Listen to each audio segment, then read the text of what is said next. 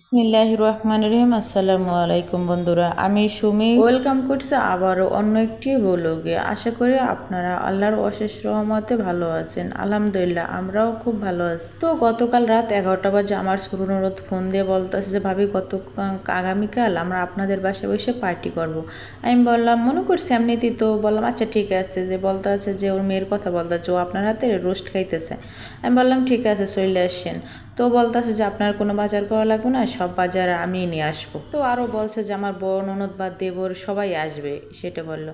আমি বললাম ঠিক আছে। তো ভাবতেছি যা একটু আগে বললে তো আমার ভালো হইতো, আমি একটু কিছুটা কাজ গুছিয়ে রাখতাম। তো আমার হাজব্যান্ডে বলে রাখলাম যে আমার সকাল 6টা বাজে ঘুম দিয়ে উঠাবা। তো যাই হোক, ঘুমাইতে ঘুমাইতে তারপরও সেই 1:30-2টা বাজে যায় রাত্রে, কেমন জানি ঘুমে আসে না। তো ঘুম থেকে উঠে সকালবেলা ফ্রেশ ট্রেশ হয়ে তো আমি আগে ছাদে গেছিলাম। কেমন জানি আমার ছাদে প্রতিদিন যেতেই হয়, আমার গাছগুলো না দেখলে আমার ভালো লাগে না। তো ছাদ থেকে এসে আমি আগে আমার রুমটা ভালো করে একটু ঝাড়ু দিলাম, তারপর মোছামাছি করলাম, আর গাছগুলো একটু ভালো করে সাজাইলাম। আমি আমার একটা অনেক কষ্টের কথা আপনাদের সাথে শেয়ার করি। আমার হাজব্যান্ড তো আমার এইসব কাজে মানে ব্লগ করার বা ইউটিউবিং এইসব কাজে কখনো সাপোর্ট করে না।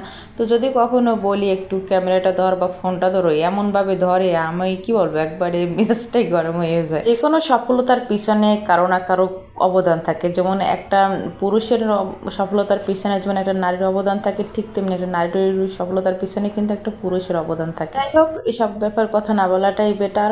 তো আমার কিছু হাঁড়ি পেতিল ছিল, ওগুলো ধুয়ে পরিষ্কার করে নিয়েছি। তারপরে আমি সকাল নাস্তা বানাইতে চলে আসলাম। তো আজকে সকালবেলা শুধু রুটি বানাইছি, সাথে ভাজি ছিল। ভাজিটা আর ভিডিও করা হয় না, শুধু জাস্ট একটু হালকা একটু ভিডিও ক্লিপ নিলাম। আর সাথে ছিল ডিমের অমলেট।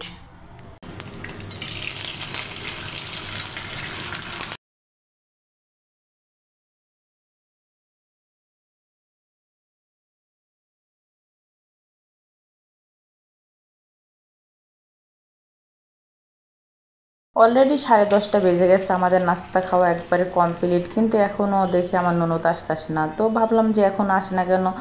তো যাই হোক, তারপর দেখি আসলে 10:30টার দিকে আসছে। এরপর আমার ওর বাচ্চাকে খাওয়া শেষ করলাম। আসলে বাচ্চা কাচ্চা হইলে সব কাজে একটু স্লো হয়। যাই হোক, খাওয়া দাওয়া শেষ করে তারপরে আমাদের কিছু কাটাকুটির কাজ ছিল, কাটাকুটি করলাম। আমি গরুর গোশত দেওয়ার জন্য আসলাম, আর আমার ননদের দিলাম যে রোস্টেড চিকেনগুলো মানে পিসগুলো কেটে ভালো করে ধুয়ে পরিষ্কার করার জন্য। তো ও কেটে ধুয়ে পরিষ্কার করে দিল। আমি ওটা ভালো করে লবণ মেখে জাস্ট 5 মিনিটের জন্য রেখে দিলাম। তারপরে একটু হালকা ইপিট উপিট করে সবগুলো এক এক করে ভেজে নিচ্ছি।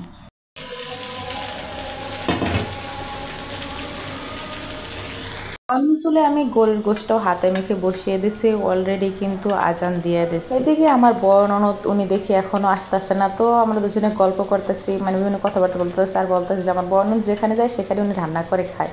তো আবার আজকে ভাবলাম যে না, আজকে ওনাদের রান্না করাবো না, আমরাই রান্না করবো, দেখি মানে আমরা পারি কি না। তো যাই হোক, এদিকে আমি আমার রোস্টটাও সব মশলা কষিয়ে তারপরে বসিয়ে দিয়েছি। এখন একটু সামান্য পানি দিয়ে দেবো জাস্ট, তার পানিটা দিয়ে ঢেকনা দিয়ে ঢেকে দেবো।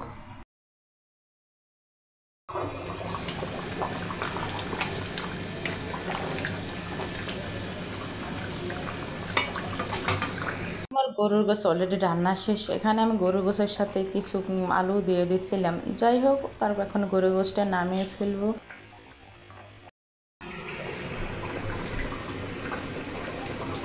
এদিকে আমার রোস্টটা রান্নাও শেষ, পেঁয়াজ বেরেস্তা দিয়ে যারা রোস্টটা ঝাঁকনা দিয়ে রেখে দিচ্ছে। এছাড়া পোলাও রান্না করছি, এগুলোর ভিডিও করা হয় নাই। তো খাওয়া দাওয়া শেষ করছি, বিকালে নাস্তা খেয়েছি, মানে ফল কাটছি, কত কিছুই করছি, সব কিছুর ভিডিও ক্লিপ নেওয়া হয় না। তো আর বিকালবেলা আমি আবার মুরগির হাড্ডি বা পা দিয়ে আবার জালি রান্না করছিলাম। আর এরা কোনো খাবার খায় নাই। তো আমি দুজন, আমার বড় ননদ ছোট ননদ দুজনারে আবার মানে বক্সে করে টিফিন করে বাড়িতে করে মানে দুইজনের দিয়ে দিচ্ছি। এটা ছিল গরুর গোশত, এটা ছিল জালি, তারপর সাদা ভাত, পোলাও, এটা ছিল বড় ননদ, এটা ছোট ননদের তো জালি গরুর গোশত আর পোলাও। ওকে আর ছোট ননদরে আর মানে সাদা ভাত দিই না। তো যাই হোক, তারপর খাওয়া দাওয়া শেষ করে একটু রাত্রে একটু রেস্ট নিয়েছিলাম। তো যাওয়ার পরে আমার রান্নাঘরে খুবই করুণ অবস্থা ছিল। বেসিনটা একটু মোটামুটি পরিষ্কার করছি। তো সবগুলো ধোয়া পাল্লা শেষ করে সুন্দর করে পরিষ্কার করে রেখে দিচ্ছি। তো ধোয়া পাল্লা শেষ করে আমি ঘরটা ঝাড়ু দিয়ে নিছি, ঘরটা মোছামুছি করে নিছি, তারপর নিজে গোসল করে একবার ফ্রেশ করে গেছি। তো সব কাজ শেষ করে দিয়ে অলরেডি 12টা বেজে গেছে। তো আজকের ব্লগটা এই পর্যন্তই। ব্লগটা কেমন হয়েছে অবশ্যই কমেন্টে জানাবেন, আর ভালো লাগলে একটু লাইক এবং কমেন্ট সাবস্ক্রাইব করে দেবেন।